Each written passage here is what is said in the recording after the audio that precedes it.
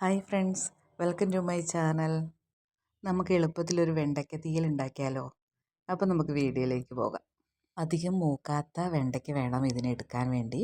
വാടിയതും എടുക്കാൻ പാടില്ല.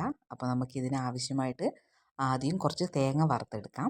തേങ്ങയും ചെറിയുള്ളിയും കറിവേപ്പിലയാണ് വറുത്തെടുക്കാൻ പോകുന്നത്. അപ്പോൾ നല്ലൊരു ബ്രൗൺ കളർ ആകുന്നത് വരെ നന്നായിട്ട് ഇളക്കി കൊടുത്ത് വറുത്തെടുക്കണം. അപ്പോൾ ഒരു പാകമായിട്ടുണ്ട്. അപ്പോൾ പാകമായതിന് ശേഷം നമ്മൾ ഗ്യാസ് ഓഫാക്കി വെക്കണം. അതിന് ശേഷം വേണം നമ്മൾ നമ്മുടെ പൊടികളെല്ലാം ചേർത്ത് കൊടുക്കാൻ.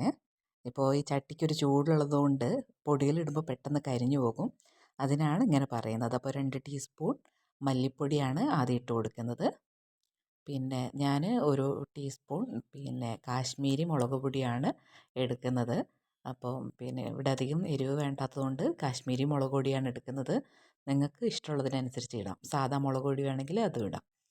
പിന്നെ അതിന് ശേഷം കുറച്ച് മഞ്ഞൾപ്പൊടി ഇട്ട് കൊടുക്കുന്നുണ്ട്. അതിനുശേഷം പൊടി കുറച്ച് നന്നായിട്ടൊന്ന് മൂത്ത് വരണം. അപ്പോൾ ചട്ടിക്ക് ചൂട് പെട്ടെന്ന് പോയിട്ടുണ്ടെങ്കിൽ ഒന്ന് ചെറിയ സിമ്മിൽ നമ്മുടെ ഗ്യാസ് ഓണാക്കിയിട്ട് ഒന്ന് മൂപ്പിച്ചെടുക്കാം. അതിനുശേഷം ആ തേങ്ങ ഒന്ന് മാറ്റി വെക്കുക. അതിനുശേഷം ചട്ടി ചൂടാക്കി അതിൽ വെളിച്ചെണ്ണ ഒഴിക്കുക. അതിനുശേഷം നമുക്ക് വെണ്ടയ്ക്ക ഒന്ന് വഴറ്റിയെടുക്കാനാണ്. ഇതിൽ ചെറിയുള്ളി, പച്ചമുളക്, വെണ്ടയ്ക്കയാണ് വഴറ്റിയെടുക്കുന്നത് വെളിച്ചെണ്ണയിൽ. അപ്പം ആദ്യം നമ്മുടെ ചെറിയുള്ളിയും പച്ചമുളകും കുറച്ച് വഴറ്റിയെടുക്കുക, മൂപ്പിച്ചെടുക്കുക. അതിനുശേഷം നമ്മുടെ വെണ്ടയ്ക്ക വഴറ്റിയെടുക്കുക. വെണ്ടയ്ക്കേൻ്റെ ഒരു വളുവളുപ്പില്ലേ, അത് മാറുന്നത് വരെ നന്നായിട്ടൊന്ന് വഴറ്റിയെടുക്കുക.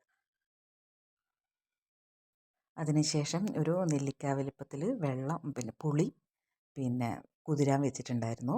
ആ പുളിവെള്ളം ഇതിലേക്ക് ഒഴിച്ചിട്ട് ഒന്ന് തിളപ്പിക്കുക.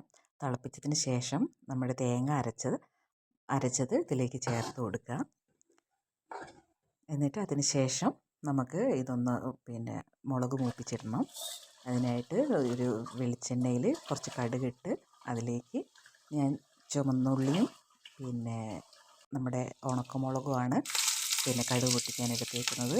കടുക് പൊട്ടിച്ച് നമ്മുടെ കറിയിലേക്ക് ഇടുക. കറി നന്നായിട്ട് തിളയ്ക്കണം കേട്ടോ. നന്നായി തിളച്ച് നന്നായിട്ട് വറ്റണം. എന്നാലാണ് ഈ ഒരു പരുവത്തിൽ നമുക്ക് കിട്ടുകയുള്ളൂ.